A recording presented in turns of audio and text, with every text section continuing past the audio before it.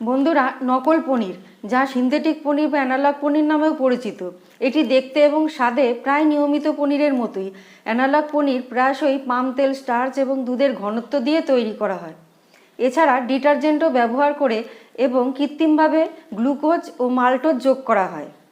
স্বাস্থ্য বিশেষজ্ঞদের মতে অ্যানালগ পনিরে প্রোটিনের পরিমাণ কম এবং ট্রান্স ফ্যাটের মতো অস্বাস্থ্যকর চর্বি থাকে, যা দীর্ঘমেয়াদী স্বাস্থ্য সমস্যা সৃষ্টি করে, যার মধ্যে হৃদরোগের ঝুঁকি বেশি। ত্বক ও পেটের রোগ এবং ক্যান্সার ও ডায়াবেটিস রোগের একটি প্রধান কারণ। কয়েকটি সহজ পরীক্ষার মাধ্যমে বুঝতে পারবেন পনিরটি আসল না নকল। 1. খাঁটি পনিরের গঠন শক্ত ও গন্ধ দুধের মতন। আর যদি তেল বা অন্য জাতীয় কোনো গন্ধ পান, তাহলে বুঝতে হবে পনিরটি ভেজাল। 2. ভেজাল পনির খাওয়ার সময় রাবারের মতো প্রসারিত হয়, কিন্তু আসল পনিরের টেক্সচার শক্ত হলেও ভেতরে নরম থাকে। 3. এক গ্লাস জল নিয়ে তাতে এক টুকরো পনির দিয়ে দেখুন। আসল পনির হলে পনিরটি ডুবে যাবে, ভেঙে যাবে না, যেখানে ভেজাল পনিরটি দ্রবীভূত হতে পারে বা ভেঙে যেতে পারে।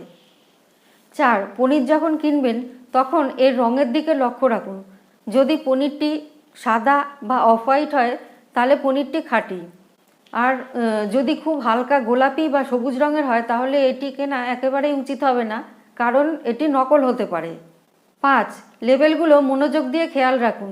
অ্যানালগ পনিরের উপাদান তালিকায় স্টার্চ বা উদ্ভিদ তেল লেখা থাকবে। 6. পনিরের মধ্যে কয়েক ফোঁটা আয়োডিন দিন। যদি এটি নীল হয়ে যায়, তাহলে এটি অ্যানালগ পনির। 7.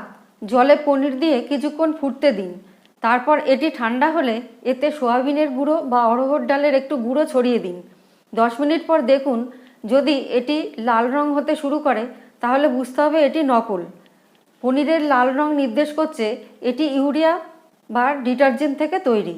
বন্ধুরা, সচেতন হন ও ভিডিওটি শেয়ার করুন এবং নিজেকে ও পরিবারকে ভেজালের হাত থেকে রক্ষা করুন।